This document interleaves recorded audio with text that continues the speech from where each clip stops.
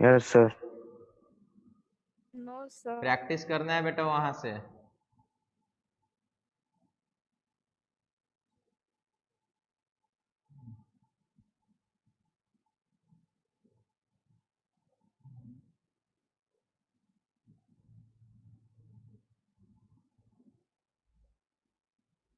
चलिए देखिए, last class में हम लोग क्या किए थे। लास्ट क्लास में बेटा हम लोग हीट ऑफ फॉर्मेशन डिस्कस करते करते रह गया था ना। हीट ऑफ, अच्छा क्यों नहीं हो रहा है, जस्ट मिनट बेटा।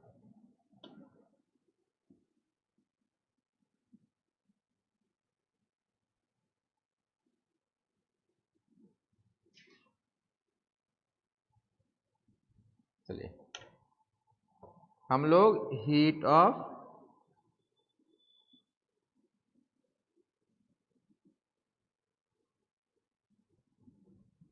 फॉर्मेशन डिस्कस कर रहे थे।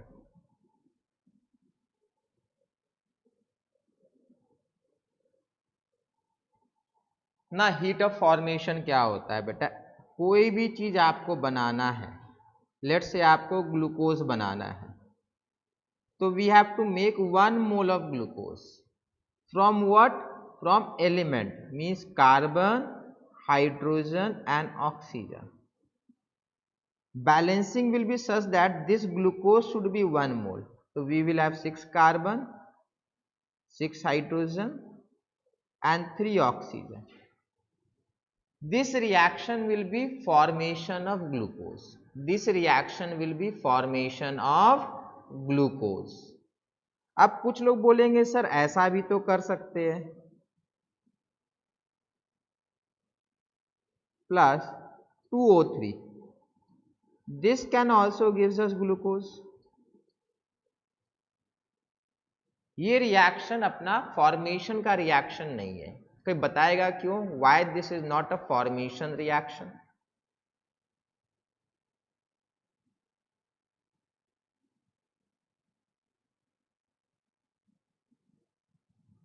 Why this is not a formation reaction, बताइए बेटा।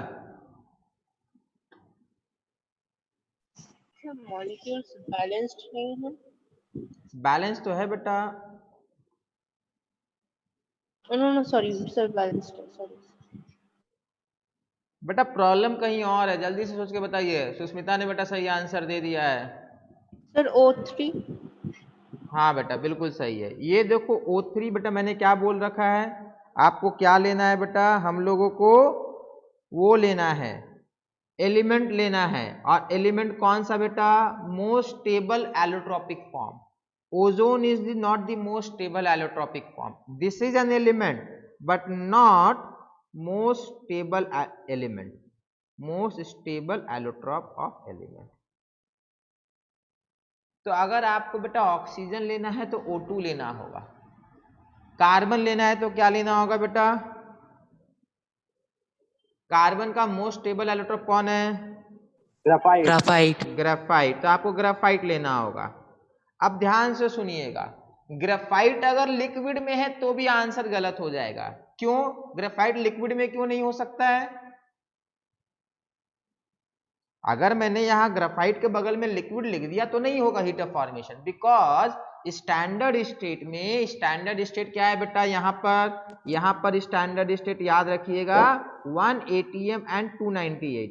यहां पर स्टैंडर्ड है 1 atm एंड 298 केल्विन। ठीक है, यहां पर 1 atm और 298 केल्विन है। दैट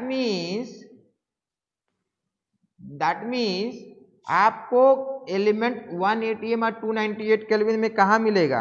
1 atm और 298 केल्विन में ग्रेफाइट कहां मिलेगा बेटा? सॉलिड फॉर्म में मिलेगा। हाइड्रोजन बेटा गैसियस फॉर्म में रहेगा, ऑक्सीजन गैसियस फॉर्म में रहेगा। अब जल्दी से बताइए ग्लूकोज किस फॉर्म में रहेगा? Solid.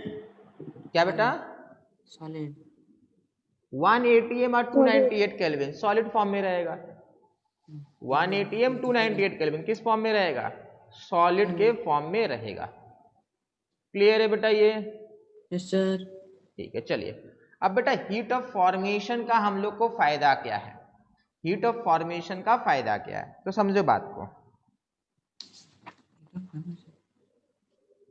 Heat of formation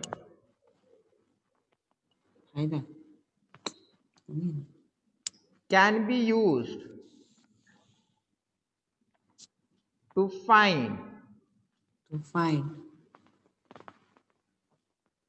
enthalpy. Yes.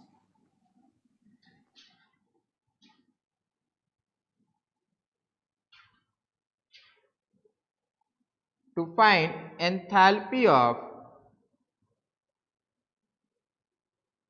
reaction, to find enthalpy of reaction।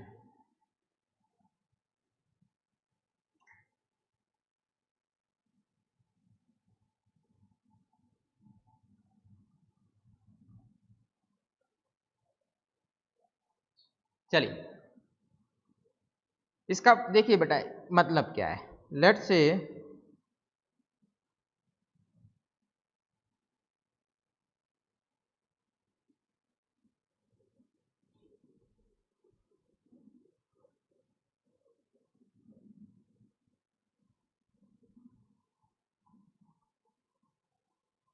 आपको इस पर्टिकुलर रिएक्शन का डेल्टा एच निकालने बोला है calcium oxide is combining with carbon dioxide, what is the amount of enthalpy change, what is the amount of enthalpy change, ये आपको पता करना है। तो देखो हम लोग क्या करेंगे बेटा, delta H will be equal to enthalpy of formation for product minus delta H not F of reactant, ये होता है delta H for any reaction is equal to delta H formation of product minus delta H formation of reactant. इसमें किसी को doubt?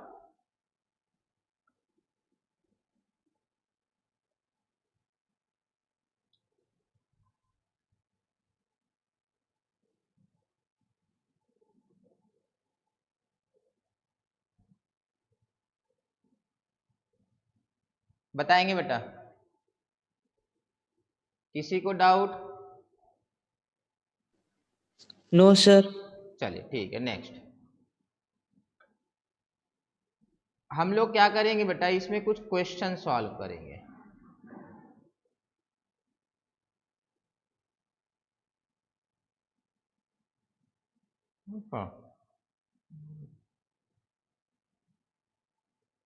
आगे थोड़ा और theory कर लेते हैं, फिर अच्छे से हो जाएगा, ठीक है। नेक्स्ट है बेटा enthalpy of combustion, enthalpy of combustion.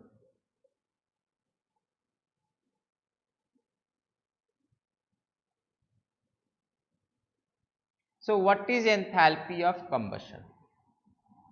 Enthalpy of combustion is enthalpy change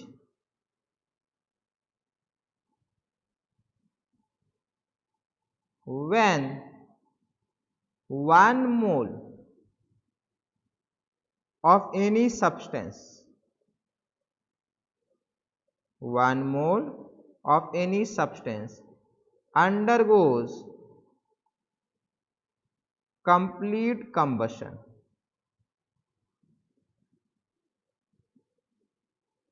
undergoes complete combustion means कोई भी सब्सटेंस कंप्लीट कंबशन में जाएगा, that will be known as enthalpy of combustion, that will be known as enthalpy of combustion. Example बेटा, एक simple सा example तो हम लोग को बहुत सारा मालूम होता है बेटा, थोड़ा डिफिकल्ट एग्जाम्पल आगे सिंपल वाला कर लेते हैं। Let's say carbon is undergoing combustion reaction, this will be called combustion of carbon, but ये बड़ा सिंपल है।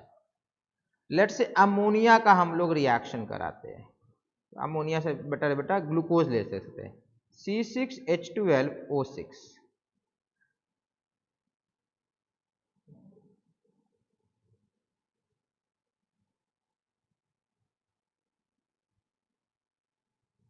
ये बनेगा। मीथेन का ले लेते हैं,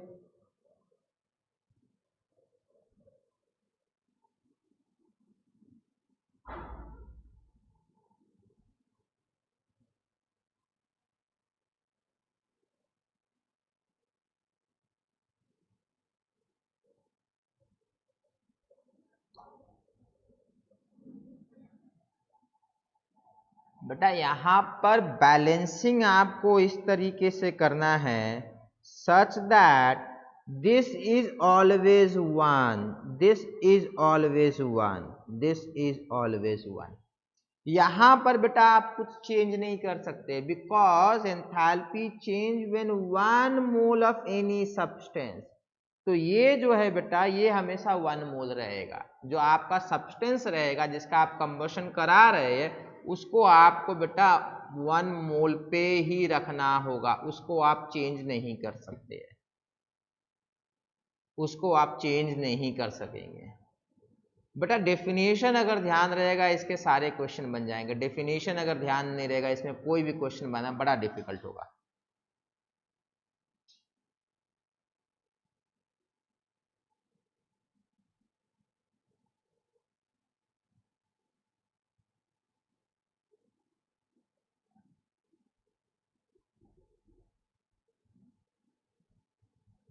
बन गया बेटा?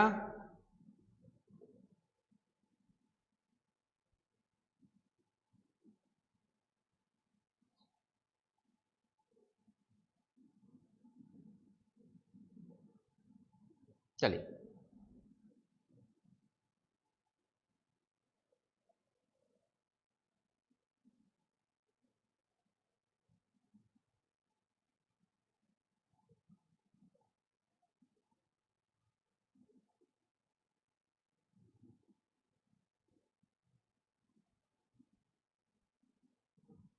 क्वेश्चन लिखेंगे।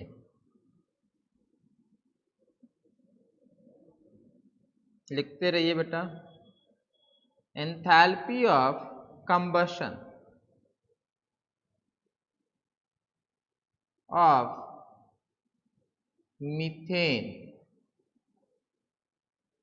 Graphite and hydrogen, enthalpy of combustion of methane, graphite and hydrogen are minus 890 kilojoule per mole, minus 390 kilojoule per mole, minus 285 kilojoule per mole respectively.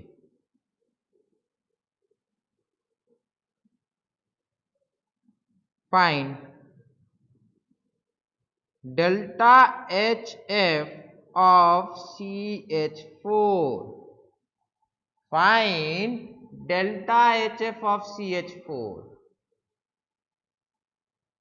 Heat of, देखो बेटा एंथैल्पी ऑफ कंबशन दिया है, enthalpy of formation निकालना है किसका? Methane का।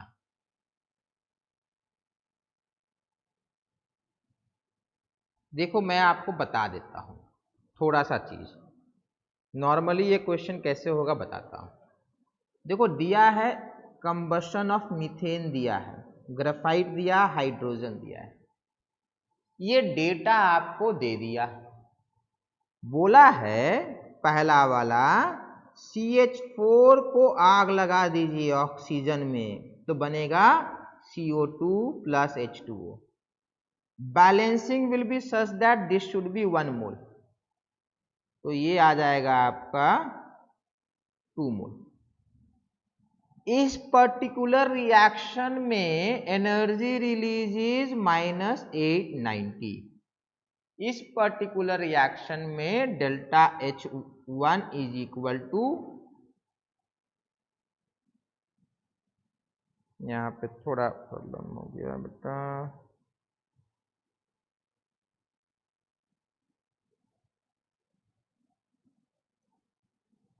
Delta H1 is equal to -890। ठीक है, ये दे रखा है। सेकंड वाले में बेटा ग्रेफाइट का दे रखा है, तो कार्बन नीचे graphite plus oxygen, this gives carbon dioxide. Delta H2 is equal to -390। Third वाला है hydrogen plus oxygen, gives H2O। Delta H is equal to -285। ध्यान रहे बेटा, यहाँ पर बैलेंसिंग का रिक्वायरमेंट है, यहाँ पर आपको हाफ लिखना होगा, यहाँ पर आपको हाफ लिखना होगा बेटा, ये हाइड्रोजन का 1 मोल ही रहेगा। तो ये सारा डेटा आपको दिया गया है, these are the given data, ये सब आपको दिया हुआ है क्वेश्चन में। मांगा क्या है? CH4 का फॉर्मेशन। तो देखो आपसे मांगा क्या है, मांगा बोला ये है कि CH4 आपको बनाना है। तो CH4 किससे बनेगा? CH4 इससे बनेगा, कार्बन से और हाइड्रोजन से, ये रहेगा CH4। आपको बेटा इसका डेल्टा H निकालना है। अब आप सोचिए इसका डेल्टा H कैसे आएगा?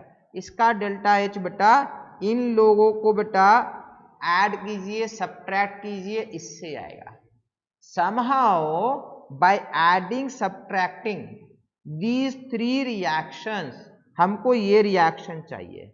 if by addition and subtraction of these 3 reaction I can get this reaction, then addition subtraction of H1 H2 and H3 will also give you delta of H4।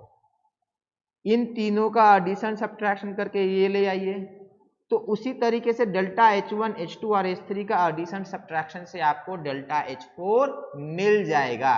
किसी को डाउट है तो बताइए बेटा, बड़ा important question है ये।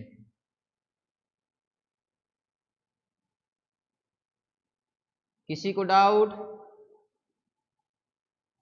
No, sir.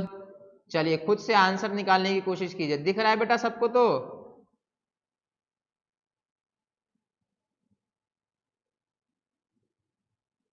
चलिए 3 मिनट का समय है बेटा, सिर्फ ऐड सब्ट्रैक्ट करना, ज्यादा मेहनत नहीं है इसमें।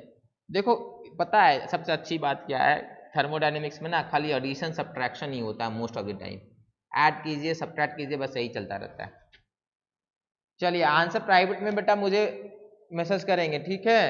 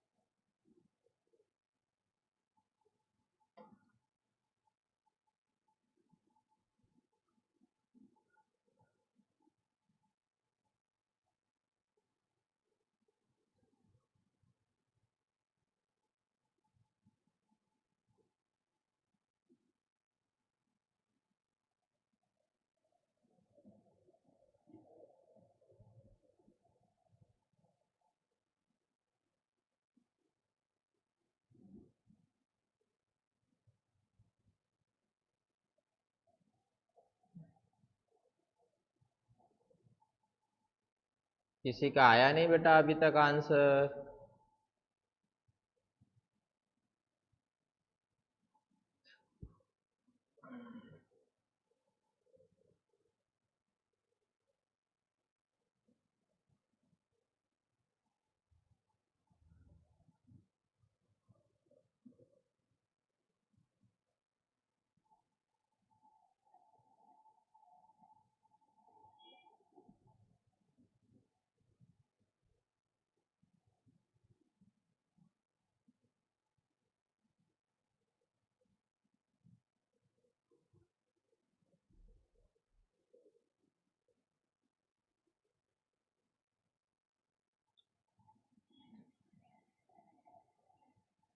बेटा ये है आंसर।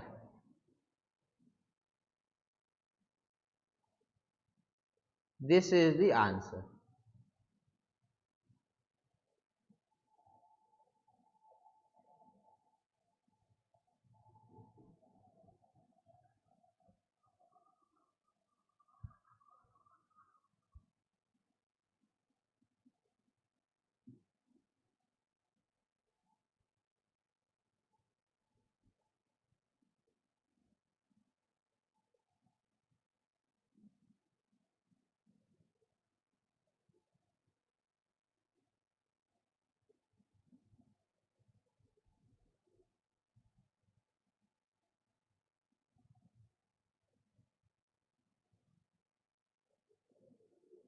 समझ में आया बेटा कैसे आया है b प्लस 2c माइनस ए? बेटा देखिए बेटा, by adding and subtracting A B C I need to get the final reaction.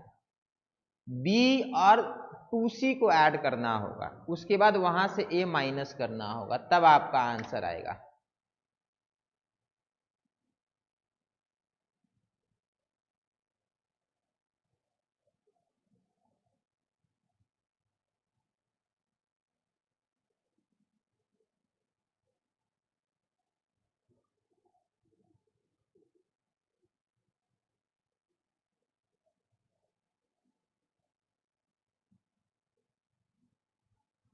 Sagnik बेटा आपका सही है, ठीक है। चलिए बेटा देखो, इसको आप 2 से मल्टीप्लाई कीजिए, इस रिएक्शन को सिंपली ले लीजिए और इसको 2 से मल्टीप्लाई कीजिए, तो देखो क्या आएगा बेटा, b प्लस 2c माइनस ए, ये करना था।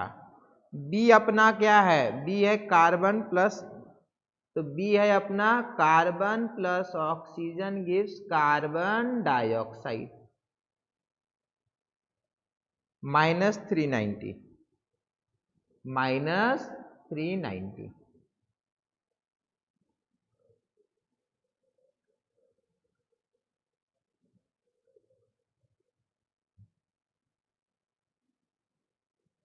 टू सी बेटा आपका ये था H2 plus O2 gives H2O, ये था देखिए सी, ये था। अब हम लोग को करना क्या है, यहाँ पे बेटा 2 से मल्टीप्लाई करना है इन लोगों को, सबको 2 से मल्टीप्लाई करेंगे तो ये भी 2 से मल्टीप्लाई होगा, तो 2 हाइड्रोजन और हाफ ऑक्सीजन से 1 ऑक्सीजन हो जाएगा, तो बेटा 2 हाइड्रोजन 1 ऑक्सीजन गिव 2H2O, और यहाँ आएगा माइनस 285 इंटू 2 बेटा। फिर A को माइनस करना है, minus CH4 minus 2O2 minus CO2, तो देखो A को माइनस करने का मतलब क्या होता है, A को माइनस करने का मतलब ये है बेटा, यहां पर ये रिएक्टेंट है, माइनस करेंगे तो ये प्रोडक्ट बन जाएगा, तो CO2 प्लस 2H2O। समझो बात को, माइनस करने का मतलब है मेरा, मैंने माइनस किया ना A को, तो यहां प्रोडक्ट था, यहां मैंने रिएक्टेंट में लिख दिया, ठीक है। नेक्स्ट ये प्रोडक्ट में चला है CH4 प्लस 2O2। तो अब देखो यहां पर ये बेटा क्या है, माइनस है, तो ये क्या हो जाएगा, प्लस 890 हो जाएगा।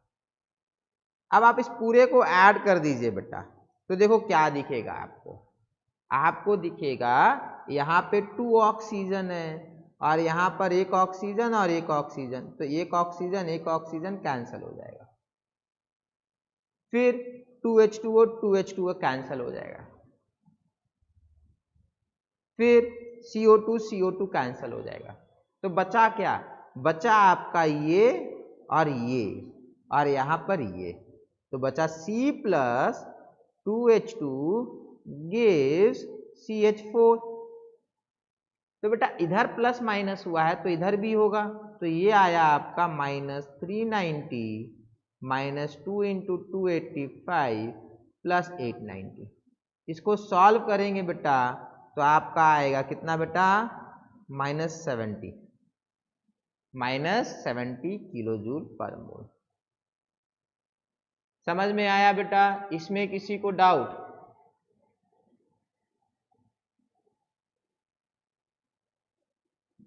इसमें किसी को डाउट? No, sir. देखिए ऐसे जब भी क्वेश्चन आएंगे ना बेटा, तो आपको करना क्या है, जो क्वेश्चन में डेटा दिया हुआ है, जो गिवन है, उसका इक्वेशन बढ़िया से लिखिए, फिर जो मांग रहा है उसका इक्वेशन लिखिए, और फिर कुछ नहीं करना है बेटा। किसी भी तरीके से जो दिया हुआ इक्वेशन है उसको प्लस माइनस करके रिक्वायर्ड इक्वेशन ले आइए, आपका आंसर आ जाएगा। क्लियर है? इसमें किसी को डाउट है बेटा कैसे करना है ये सारे क्वेश्चन? प्लस माइनस, इससे ज्यादा कहीं दिमाग ही नहीं लगाना है।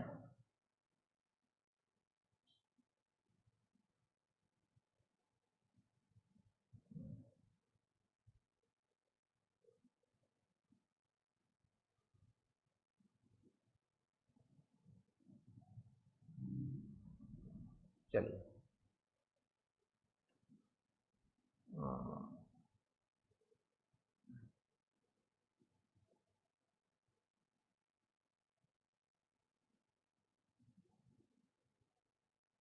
चलिए क्वेश्चन नंबर 14 करना है बेटा।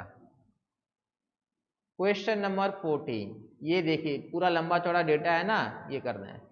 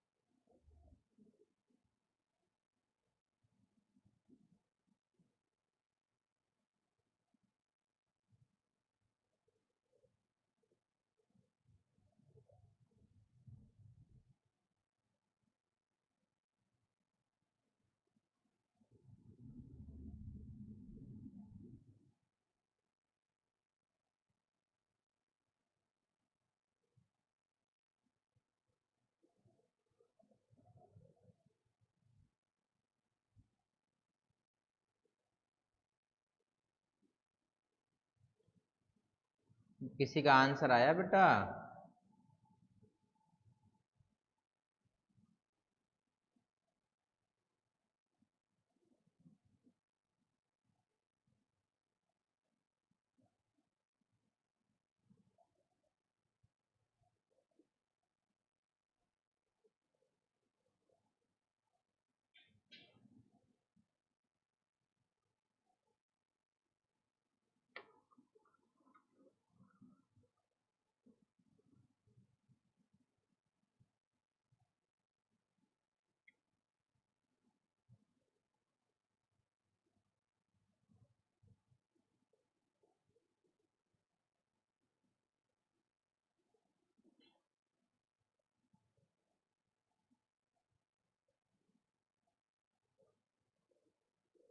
बेटा सिंपल तो है, स्टैंडर्ड एंथैल्पी ऑफ फॉर्मेशन वो लिखने की कोशिश कीजिए बेटा। बेटा फिर से बोले ना, जो दिया हुआ वो तो इस बार दिया हुआ ही है आपको।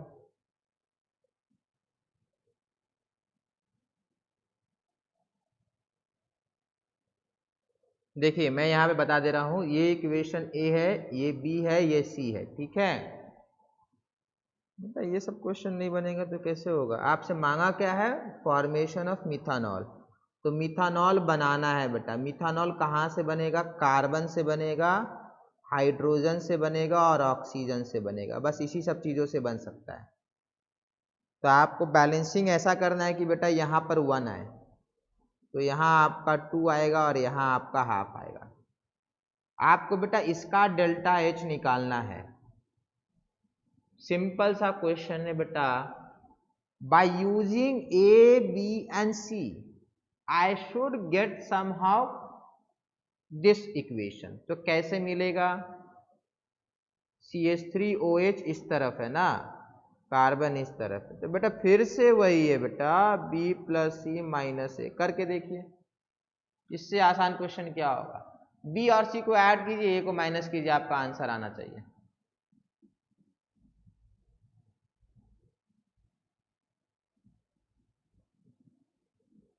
Add B and C, subtract A from that.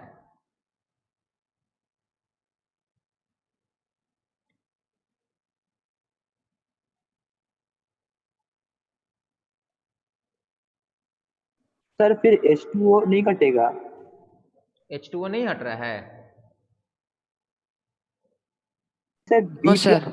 उसी होगा। सर 2C होगा। अच्छा ओके ओके ओके, एक मिनट एक मिनट एक मिनट, समझ रहा। मिथानॉल बैलेंसिंग सही से नहीं है, हमको 2A लेना होगा ना। एक मिनट बेटा, मुझे ये हटाना है, ये चाहिए ना, तो ये 2 से B + 2C - A है बेटा।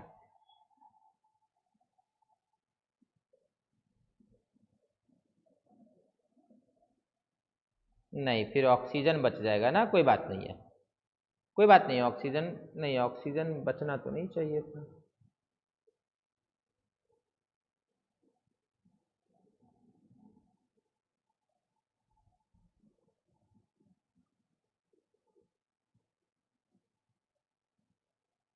B प्लस,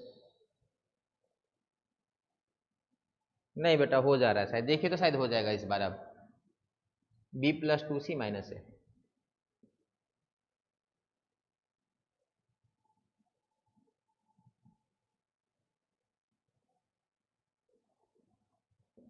बेटा ये क्वेश्चन डिफिकल्ट नहीं होता है, सिंपली एडिशन सब्ट्रैक्शन का आपको ध्यान रखना है और कुछ काम नहीं है इसमें।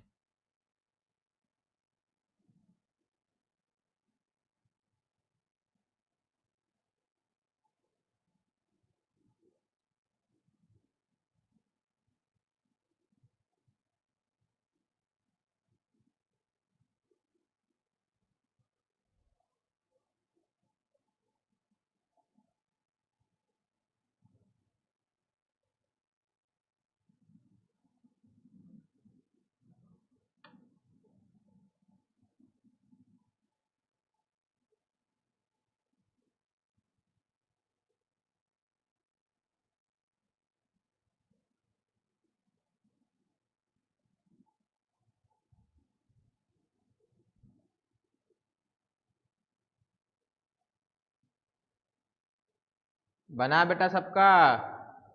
बेटा इससे आसान क्या करके बताएंगे बताइए, सिंपल एडिशन सब्ट्रैक्शन वाला क्वेश्चन चल रहा है, सिर्फ एक का आंसर आया। बेटा इसमें करना क्या है,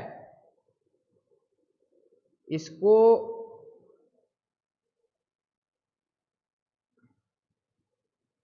बेटा इसको आप 2 से मल्टीप्लाई कीजिए, तो ये 1 हो जाएगा और ये 2 हो जाएगा, ये भी 2 से मल्टीप्लाई होगा, ठीक है। फिर ये वाला बेटा माइनस करना है, ये वाला माइनस करना है, तो आपका आंसर देखो क्या आ जाएगा,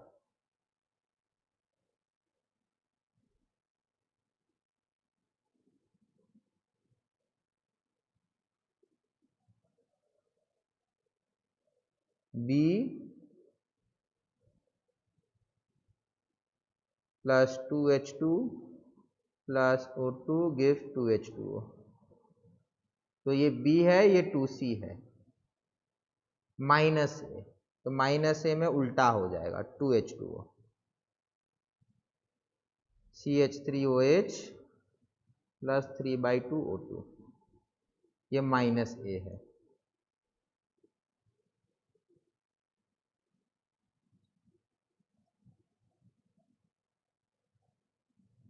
यहाँ पे बेटा 3/2 O2 है, यहाँ पे 2 O2 है, तो आप माइनस माइनस कर लीजिएगा तो आएगा C plus 2H2 plus half O2 gives CH3OH। Hopefully बेटा सबका ये बन गया होगा। ठीक है, ये सिंपल सा क्वेश्चन है बेटा, इससे आसान क्वेश्चन क्या होगा। चलिए नेक्स्ट क्वेश्चन बनाइए। ये वाला बेटा मैं नहीं बताऊंगा, ये आप लोग को खुद से बनाना है। देखिए क्वेश्चन लिखाए थे delta H R is equal to enthalpy of formation of product minus enthalpy of formation of reactant. Simple सा वो इक्वेशन यूज होगा, हो जाएगा।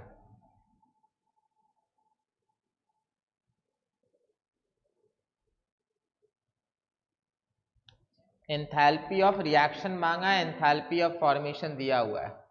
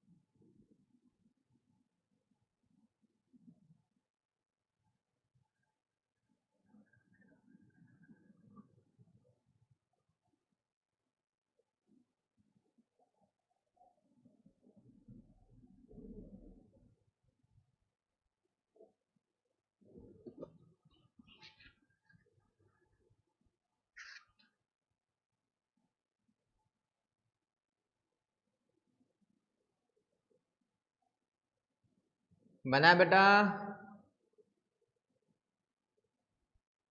देखिए enthalpy of formation of product minus enthalpy of formation of reactant. आपको बेटा इसका formation इससे माइनस कर देना है, तो delta of HR will be equal to delta HF of N2O plus delta HF of carbon dioxide. But ध्यान रहे कार्बन डाइऑक्साइड में बेटा आपको 3 मल्टीप्लाई करना है, क्योंकि यहाँ पर 3 मोल है, यहाँ पर 3 मोल है। ठीक है, फिर minus delta HF N2O4 minus delta HF carbon monoxide. ये कीजिएगा, आपका आंसर आ जाएगा। सर वहाँ पे 3 नहीं होगा क्या बेटा? सर, CO डेल्टा HF हाँ, सही, यहाँ भी 3 होगा बेटा। अब ये एडिशन सब्ट्रैक्शन करना है बेटा, इससे आसान क्वेश्चन क्या ही पूछेगा। ठीक है, अब जो डेटा दिया हुआ उसको बेटा ऐड कीजिए, सब्ट्रैक्ट कीजिए, आंसर आ जाएगा। तो N2O, अच्छा यहाँ पे ना बेटा नहीं, ठीक है, N2O कहाँ पे है? N2O 3rd नंबर है ना, ये N2O का।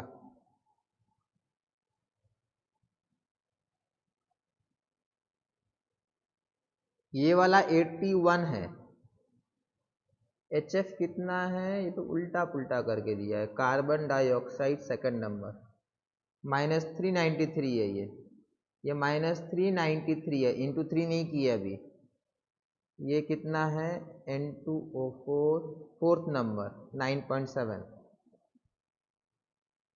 3HF, HF carbon monoxide is first 110, तो आपका आएगा 81 प्लस 3 इंटू -393 -9.7 -3 इंटू 110 -110, ये -110 है।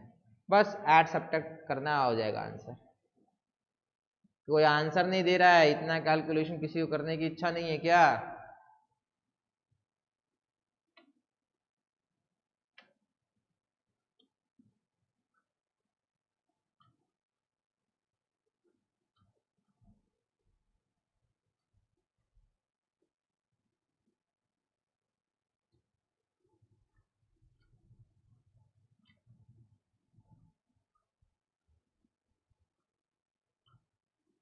चलिए बेटा नेक्स्ट।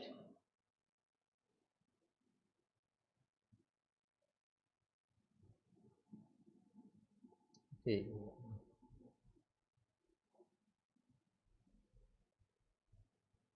नेक्स्ट बेटा आप नया कुछ आएगा।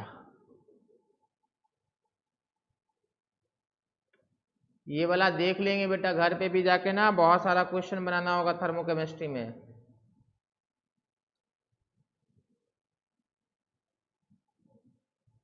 नेक्स्ट लिखेंगे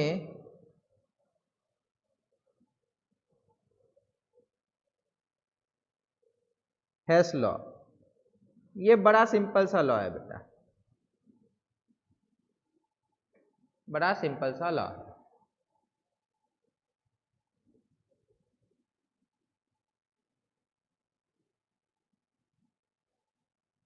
समझिएगा।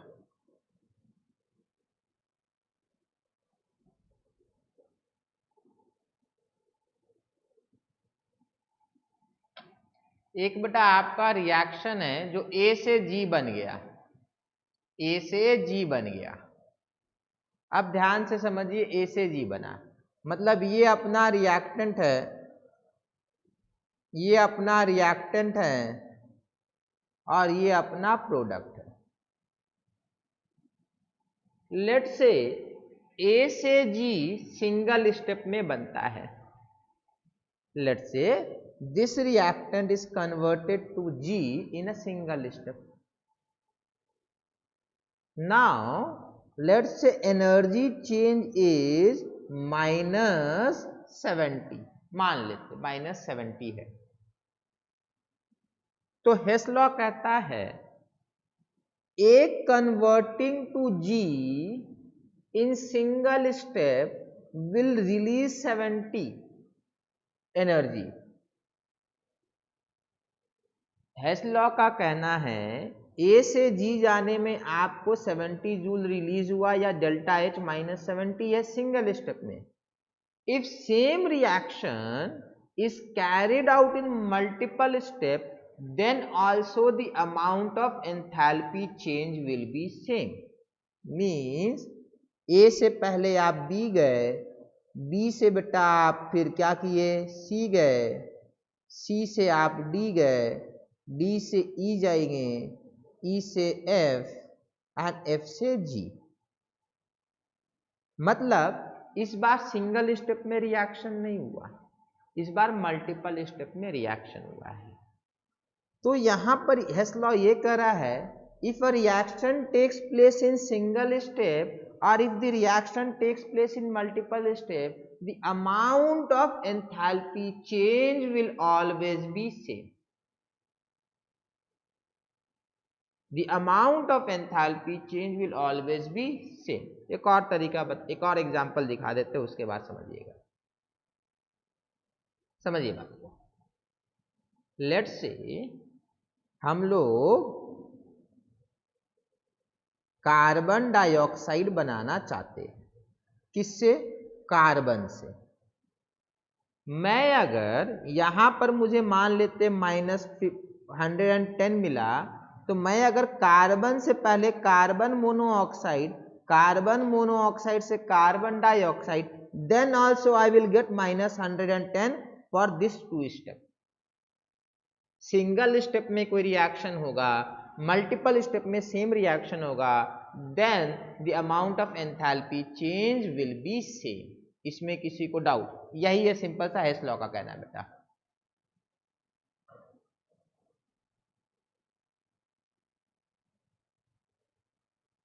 किसी को डाउट है तो पूछ लीजिए बेटा।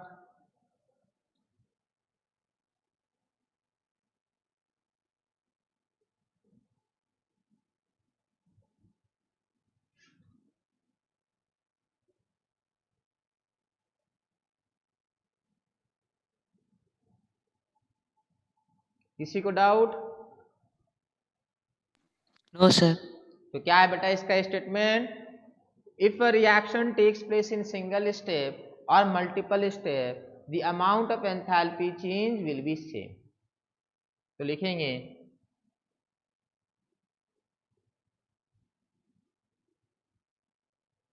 देखिएगा बेटा, if a reaction takes place in multiple step,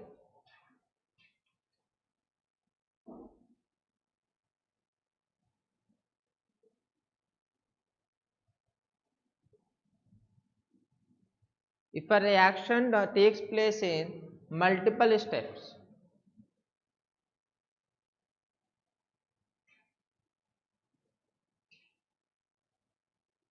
ठीक है बेटा, यहाँ ये नहीं होगा, टेक्स प्लेस नहीं होगा, इसको कट कर दीजिए, ठीक है। लिखना है if a reaction is carried out in multiple step और single step. If a reaction is carried out in multiple step और single step, if a reaction is carried out in multiple step or single step, the amount of enthalpy change will always be same. The amount of enthalpy change will be same. The amount of enthalpy change will be same. The amount of enthalpy change will be same.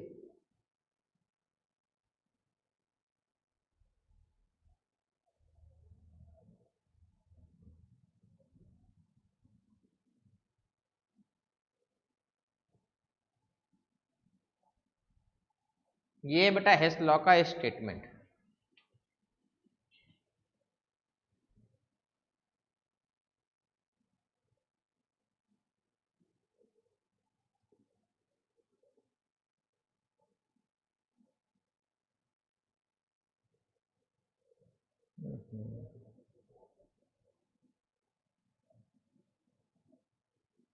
देखिए for example,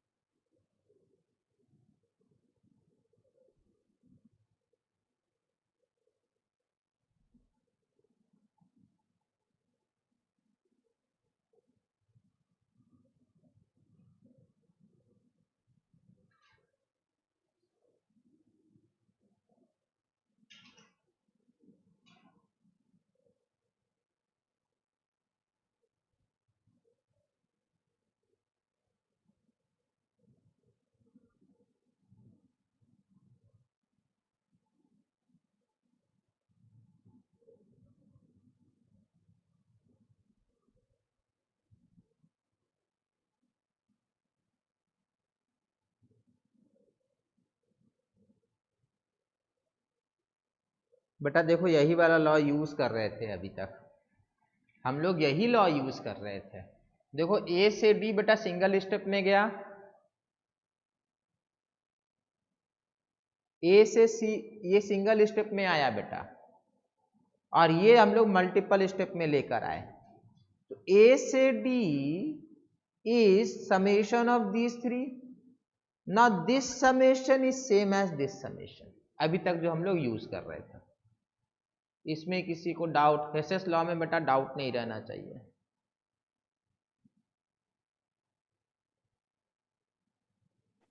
No, sir, no doubt. Clear है बेटा? ठीक है, चलो अब आप लोग का काम क्या है बेटा, देखो एक बात साफ साफ बता दे रहे, इसमें ना बेटा बहुत सारे सॉल्व एग्जाम्पल आपको देखने हैं, सॉल्व किया हुआ एग्जाम्पल देखिए, ठीक है।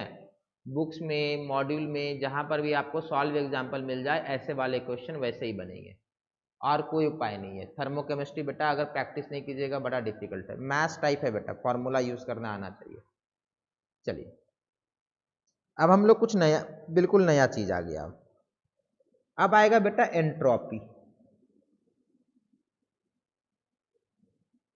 नाउ क्या है एंट्रोपी? ठीक है, देखो एंट्रोपी बड़ा डेफिनेशन में तो बड़ा सिंपल है, डेफिनेशन में बड़ा सिंपल है।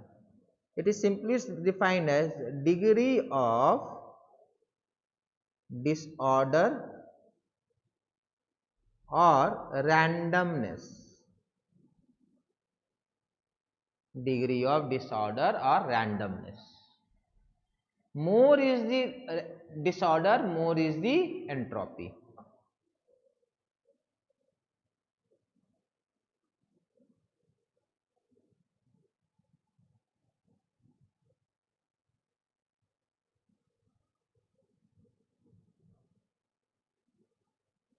More is the disorder, more is the entropy, degree of disorder or randomness.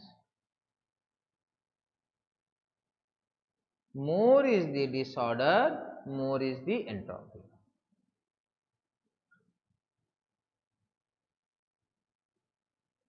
चलिए अब समझिए रैंडमनेस हम लोग किसको बोलते हैं, बेटा समझिएगा बात को।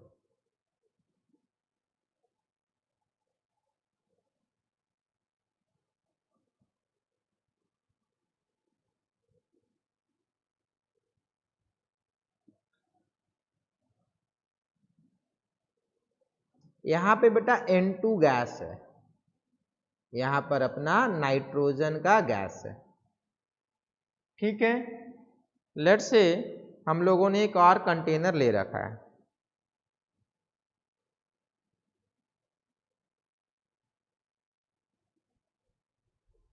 लेट्स से यहां पर O2 गैस है। अब अगर मैं इन दोनों कंटेनर को बेटा कनेक्ट कर देता हूं, इन दोनों कंटेनर को बेटा मैं कनेक्ट कर देता हूं, आफ्टर कनेक्टिंग, कनेक्ट कर दिया तो क्या होगा, तो देखो ये होगा,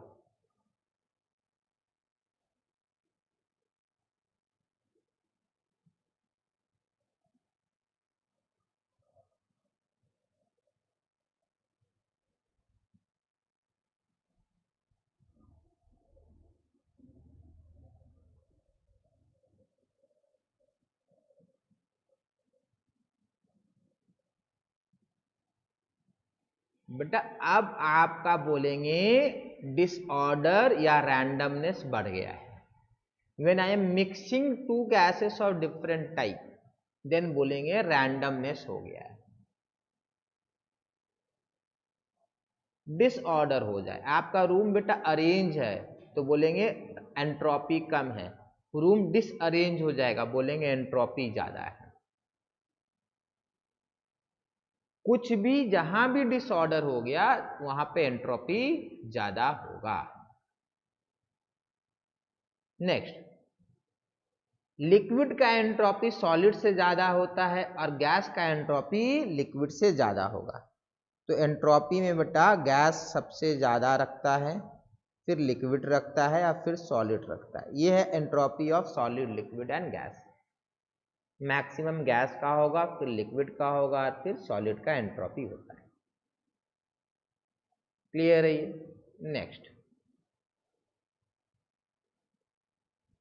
नेक्स्ट बेटा आपको ध्यान रखना है, जब बेटा रिवर जो होता है माउंटेन से निकल के नीचे आता है तो बोलेंगे एंट्रोपी बढ़ रहा है। देखो बात को समझो, वही बेटा वही प्रोसेस होता है जिस प्रोसेस में एंट्रोपी इंक्रीज करता है। समझिए बात को, क्या कहना है मेरा। एंट्रोपी ऑफ यूनिवर्स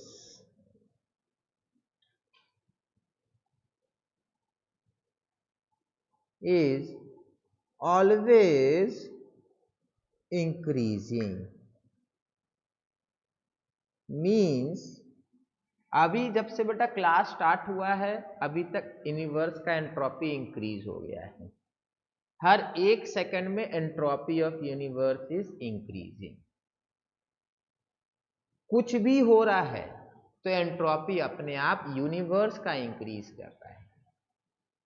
हर एक सेकंड में entropy of universe is increasing. पानी ऊपर से नीचे आ रहा है, एंट्रोपी इंक्रीज कर रहा है। बस एक जगह से दूसरी जगह जा रहा है, एंट्रोपी ऑफ यूनिवर्स इंक्रीज कर रहा है। वाटर बॉयल कर रहा है, एंट्रोपी ऑफ यूनिवर्स इंक्रीज कर रहा है। हर समय बेटा एंट्रोपी ऑफ यूनिवर्स इंक्रीज करता रहता है। आप बोलेंगे sir which have more entropy, ice and water, which have more entropy, water के पास ज्यादा एंट्रोपी है, तो आप this has more and this has less entropy। तो आप बोलेंगे सर उल्टा कैसे गया, हमने तो बोला है एंट्रोपी बढ़ना चाहिए। बेटा बात को समझो, एंट्रोपी ऑफ यूनिवर्स बढ़ना चाहिए। बेटा वाटर से आइस बनने समय entropy of system is decreasing but universe is increasing. आप जब फ्रिज में बेटा पानी डालते हो तो आइस बन जाता है, तो फ्रिज का एंट्रोपी, रेफ्रिजरेटर का जो चेंबर है ना जहां ठंडा हुआ है उसका एंट्रोपी कम हुआ है, बट फ्रिज के बाहर एंट्रोपी इंक्रीज कर गया। ये रहा रेफ्रिजरेटर, ध्यान से समझ लीजिए, ये रहा रेफ्रिजरेटर और ये रहा आपका अर्थ, ये रहा आपका अर्थ। ठीक है, ध्यान से समझिएगा। ये जो रेफ्रिजरेटर है इसका एंट्रोपी कम हो गया बट इसका बाहर का एंट्रोपी बढ़ गया। रेफ्रिजरेटर का एंट्रोपी लेट से बेटा 5 जूल से डिक्रीज किया तो बेटा सराउंडिंग का एंट्रोपी 15 जूल से इंक्रीज कर गया होगा। तो सिस्टम का entropy has decreased by 5 joule but universe surrounding का entropy has increased by 5 joule. So overall universe का क्या हुआ, व्हाट इज यूनिवर्स, बता रखे थे universe is system plus surrounding. तो यूनिवर्स का सिस्टम का बेटा 5 से कम हुआ, सराउंडिंग का 15 से इंक्रीज किया, तो यूनिवर्स का 10 से इंक्रीज कर गया। हर समय यही हो रहा है। मैं आपको क्लास में पढ़ा रहा हूं अभी, entropy of universe is increasing during any process, entropy of universe always increases. If any process is taking place, entropy of universe is increasing. Those process in which entropy of universe decreases will never take place. आगे लिख लीजिए, process in which entropy of universe decreases will never occur, होगा ही नहीं। Process in which entropy of universe decreases will never take place। जिस process में universe का entropy कम होगा वो प्रोसेस नहीं होगा। Process where entropy of universe decreases will never take place. चलिए होपफुली क्लियर होगा। हाउ टू फाइंड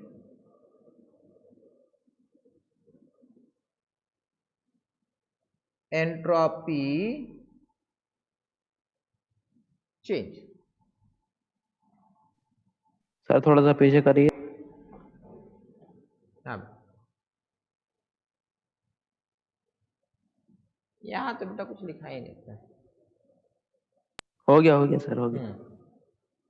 चलिए, सबसे पहले बेटा एंट्रोपी एस होता है, दिस इज एंट्रोपी। यूनिट होता है बेटा joule per kelvin, and delta S is entropy change.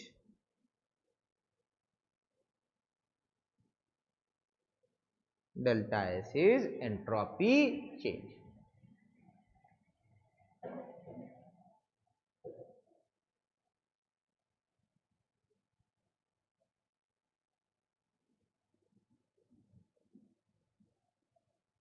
Next, ध्यान रखिए, delta S universe is equal to delta S system plus delta S surrounding. Delta S universe is equal to delta S system plus delta S surrounding.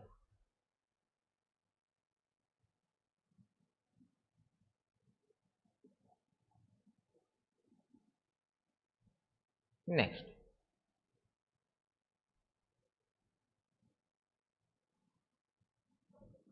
Delta S universe more than 0 process takes place. Delta S universe less than 0 process do not take place. Do not take place. Delta S more than 0 process होगा, नदी ऊपर से नीचे आएगा या नहीं आएगा, universe का एंट्रोपी चेक करना होगा, बढ़ गया तो आ जाएगा। क्लियर है बेटा? पानी बेटा नीचे से ऊपर अपने आप जाएगा या नहीं जाएगा, एंट्रोपी ऑफ यूनिवर्स बताएगा। अब आप बोलेंगे कि ग्राउंड फ्लोर पर 1 बाल्टी पानी है, तो ऊपर क्यों, ऊपर तो मैं ले जा सकता हूं। ग्राउंड फ्लोर पर यहां पर बेटा 1 बाल्टी पानी है, आप इसको बेटा यहां पर ले जा सकते हैं कि नहीं ले जा सकते? यहां पर ले जा सकते या नहीं ले सकते? बेटा बात को समझो, ये अपने आप नहीं जा सकता है। क्यों? अपने आप अगर चला गया तो यूनिवर्स का कम हो जाएगा एंट्रोपी। बट क्या मैं उसको उठाकर ले जा सकता हूं ऊपर? तो हाँ। इस समय क्या हुआ? इस समय बेटा यूनिवर्स का बढ़ गया है। कैसे? मुझे ले जाने के लिए बेटा जो एफर्ट लगा, उस जो एनर्जी लगा, उस कारण से बेटा यूनिवर्स का एंट्रोपी इंक्रीज करेगा। तो छोटा सा सिर्फ सिस्टम का देख के डिसाइड नहीं करना है, यूनिवर्स का देख के डिसाइड होगा। दूसरा, एक एग है बेटा अनबॉइल्ड है और एक बॉइल्ड होता है। तो अनबॉइल्ड जो होता है बेटा एग है, ये रॉ है, और ये एग है बेटा बॉइल्ड है। तो आप ध्यान देंगे बेटा, ये जो रॉ एग होता है ये बेटा लिक्विड फॉर्म में होता है और ये सॉलिड फॉर्म में होता है। इसमें आपको ध्यान रखना है, क्वेश्चन लिख लीजिए, ये आएगा बेटा स्कूल एग्जाम वगैरह में आता है। Which have more entropy, raw egg और बॉइल्ड एग, एंड वाई?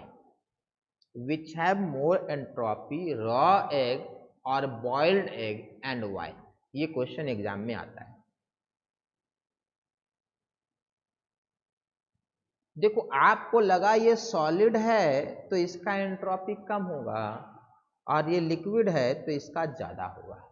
सिर्फ यूनिवर्स का नहीं पूछा है, सिर्फ एग के बारे में पूछ रहा है, ध्यान से समझिए।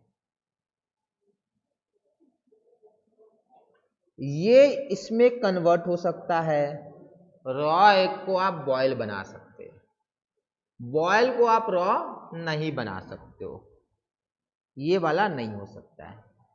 तो आपको सोचना भी नहीं है आपको, क्योंकि ये वाला रिएक्शन हो रहा और ये नहीं हो रहा है, तो आपको बेटा हमेशा ध्यान रखना है इर्रिवर्सिबल प्रोसेस।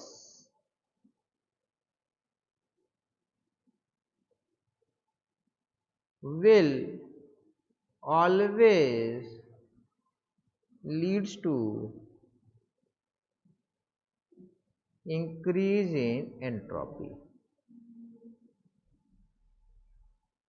ये इरिवर्सिबल है बेटा। आप रॉ एग को बॉइल्ड में कन्वर्ट करने के बाद दोबारा बॉइल्ड को रॉ में नहीं ला सकते हैं, तो इसका एंट्रोपी मोर है, इसमें कुछ दिमाग ही नहीं लगाना है। एंट्रोपी मोर, एंट्रोपी लेस।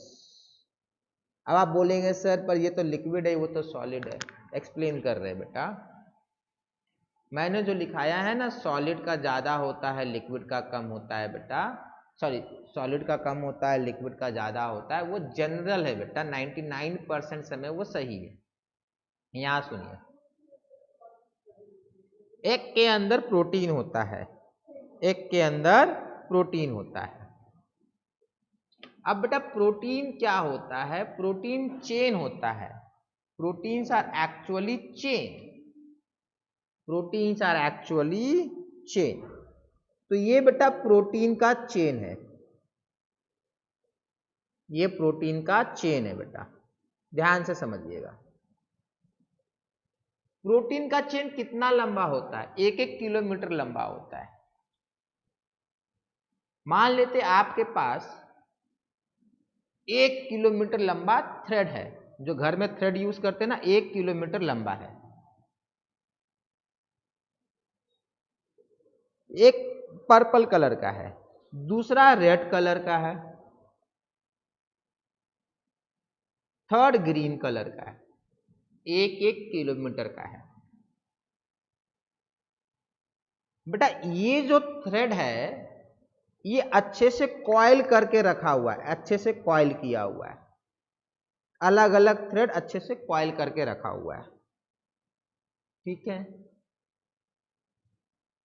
या फिर सेकंड ऑप्शन है, अलग अलग थ्रेड को आपने 1 किलोमीटर लंबा खोल दिया, हर थ्रेड को 1 किलोमीटर लंबा खोल दिया, तो क्या होगा बेटा? अगर इस तरीके से रखा रहेगा ना तो तीनों थ्रेड सेपरेट रहेंगे, बट अगर आप उसे खोल देंगे पूरा तो बेटा वो क्या होगा? नॉट बन जाएगा, नॉट बन जाएगा। समझ में आया? एक दूसरे से बेटा उलझ जाएगा। उसके बाद बेटा आप मुझे ये बताइए, थ्रेड जब आपस में एक दूसरे से उलझ चुका है बेटा, और थ्रेड बेटा सेपरेट करके रोल करके रखा हुआ, which have got more entropy? Which have more entropy? Thread properly coiled and separate, और थ्रेड जो पूरा उलझ चुका है? किसका एंट्रोपी ज्यादा होगा बेटा?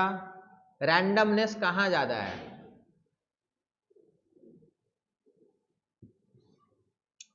सही है बेटा, जहां टैंगलिंग हो जाएगा, जहां टैंगल हो जाएगा वहां ज्यादा होगा। क्लियर है ये? बस बेटा यही आपको समझना है। रॉ एग जो होता है ना, उसमें प्रोटीन इस तरीके से रहते, ये होता है प्रोटीन का स्ट्रक्चर। बट जब आप बॉईल कर देते हैं तो वो गर्म हो जाता है, टेम्परेचर इंक्रीज कर जाता है। As a result this, due to boiling, this will open up and they will form tangle, they will get entangled with each other। वो entangle हो जाते हैं आपस में। एक को बेटा कट करिएगा ना, देखिएगा थ्रेड दिखता है प्रोटीन का एंटैंगलमेंट का, ठीक है, हल्का सा आपको दिखता है, वो प्रोटीन के थ्रेड्स होते हैं। तो हम लोग लिखेंगे बेटा, in raw egg the protein chains, in raw egg the protein chain are properly coiled, are properly coiled and there is high degree of order। वहां डिग्री ऑफ ऑर्डर है बेटा, डिसऑर्डर नहीं है, ऑर्डर है। In raw egg the protein chain are properly coiled and there is high degree of order, degree of order ज्यादा है। In raw egg protein chain are properly coiled and there is high degree of order, full stop। Due to boiling, due to boiling these protein chain gets uncoiled, these protein chains get uncoiled.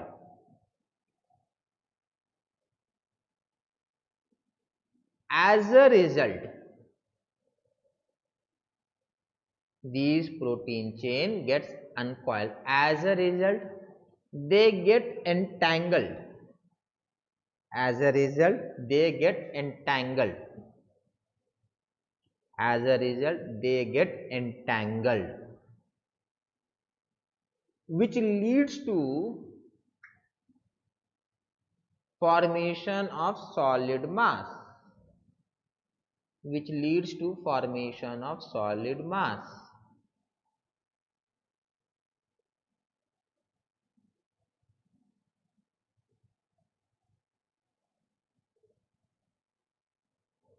Since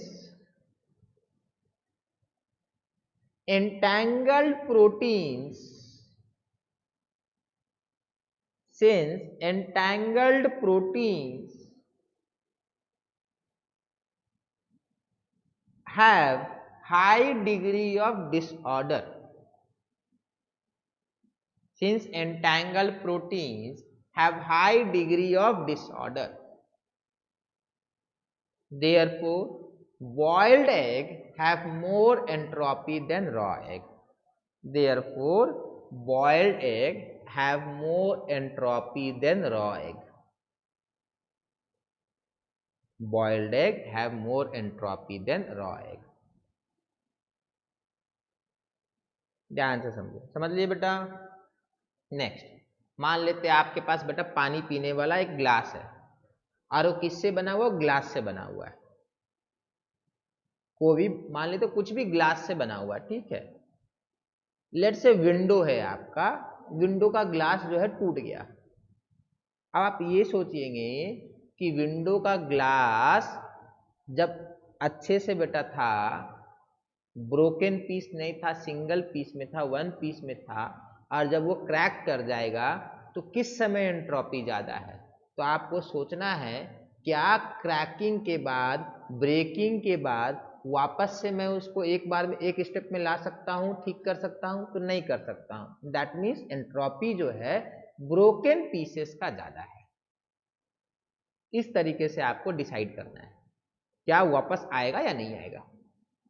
ठीक है बेटा, यहां तक किसी को doubt है? No, sir. No sir. ठीक है बेटा, नेक्स्ट क्लास में बेटा यहाँ से कंटिन्यू होगा। ठीक है, नेक्स्ट क्लास तक बेटा प्लीज आप लोग बेटा घर से कुछ और पढ़ कर आइए।